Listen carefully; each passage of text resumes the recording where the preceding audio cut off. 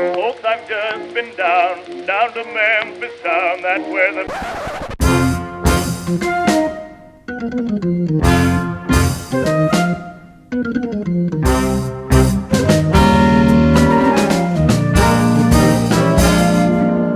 Today we're kicking off our celebration, 40th anniversary of the museum, which started in 1986 at the former Jan Smuts Airport, today OR Tambo. We've got a long and illustrious history. Much of it played off here at Rand Airport where we are today, and this is the significance of doing our first event at an airport where we basically started our operations. We moved to Rand Airport in 1935, and that's when one can say the airline really started. We felt that the museum needed a little bit more public exposure so that people could understand why we have a museum, why we're passionate about preserving aviation history. This year, the South African Airways Museum Society will be hosting a variety of events. Silly little things like a movie on board an aeroplane, because 1948 in-flight entertainment was the order of the day on an aircraft like this. We're going to bring back all of those memories. There are many, many items that are coming up. 80th anniversary of aerostessing in South Africa will be celebrated this year. We're going to be starting a vintage tour of our 3 vintage aircraft, a 1939 Lockheed Lodestar, a 1947 de Havilland Dove, and a Vickers Viking, which flew the late Jim Reeves. Not many people knew that was in the 60s already. And soon after he had filmed his film in South Africa, Kimberley Jim, he actually died in an air crash in America. So he never saw the launch of the movie.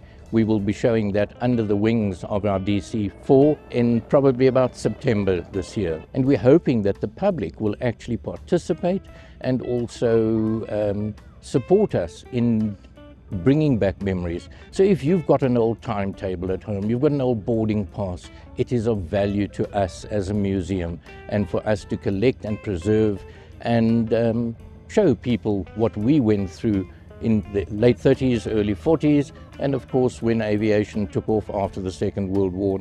We have 2 DC-4s in our museum, one AUB and this one BMH.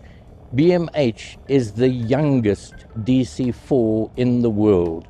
So the people that are going to be sitting on her today will be sitting on a very unique piece of history. This was the very last DC-4 ever to be built by Douglas Aircraft Corporation. And this is why we are passionate about trying to get her to look like the day she rolled out of the California factory of Douglas. That's about 80 years ago. I know at 80 your knees start giving in and everything, but we're hopeful that she will actually be able to do at least a ground run for us here at Rand Airport. I had the privilege of being a captain on this aeroplane, initially for Sky Class, also for the SA Historics. I'd like to recall a memory of one trip that we did. I remember the crew was myself, and the first officer was Gerard Worst, and the flight engineer was Theo Monroe. And we departed Johannesburg, we went up to Zanzibar, and then from Zanzibar across to Nairobi.